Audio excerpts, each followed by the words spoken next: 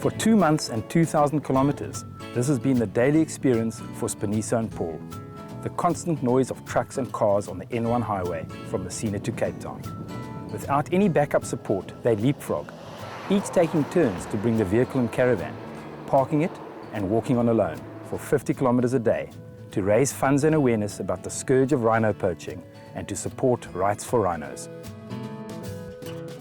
You guys have walked about 1,500 Ks now. We're just south of Fontaine. It's a cold 12-degree day. How are you feeling? Feeling good. It's been cold in places, but the journey's still great so far. And the support along the road?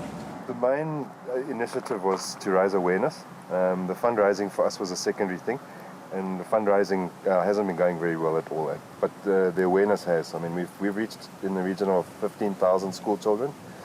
Tens of thousands of people that have seen us on the N1 every single day that we've been walking. We've engaged with members of the public. We've been to universities all over the country.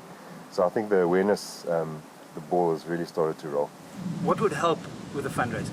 If we could get some of the bigger corporate companies on board, it would help a lot, because what Spoon and I would like to do after the walk is over is to continue this and create a bigger picture of awareness and education amongst schools, amongst tertiary institutions, and also amongst the members of the public. And Spoon, what are you telling them? What are you telling the kids?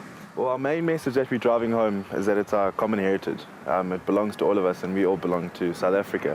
And kids, they identify with that. Their minds are still fresh and ready to receive that message. The reason why we're coming around speaking to all boys and girls about your age is to make you realize that what they're doing is they're not only killing wildlife in South Africa, but they're actually stealing our heritage. What they're doing is stealing our future from you.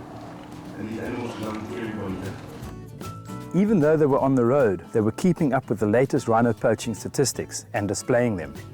In turn, the schools they visited were displaying their support for the walkers as well as the rhinos. I decided to get a feel for what it was like to walk with them down the N1. Spoon, for you, highlights? I'd have to say being at the schools, that has been the biggest highlight for me, and just seeing the response from the kids, the inquisitive questions, and some of the questions that stump you, you know. You can never really plan for the kind of questions that kids ask you. They're so far out of the box, and yeah, that's been my highlight, just talking to the school.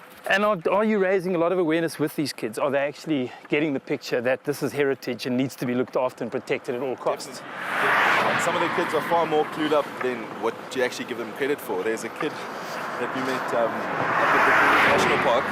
His name was Ngoy, and he knew everything from what they use it for. His father said, "Oh no, but they use it for an aphrodisiac," and he said, "No, Dad, that's a common misconception. This kid's like 11, you know, we couldn't contain our laughter." So it is making a difference, and the message is getting to the kids. And solutions, Paul, what do you feel can really be done?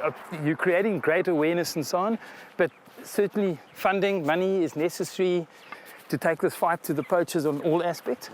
One of the things that I find very disappointing is that people are incapable of putting their egos aside.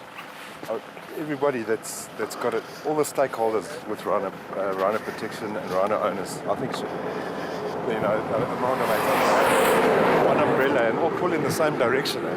It's a big problem that's facing South Africa at the moment. These guys are doing something huge for rhino conservation, but you can also do one thing. Get a My Planet card from Woolworths. Nominate EWT Rhino Fund as your beneficiary, and every time you swipe, you're making a positive difference to rhino conservation in South Africa, and it costs you nothing.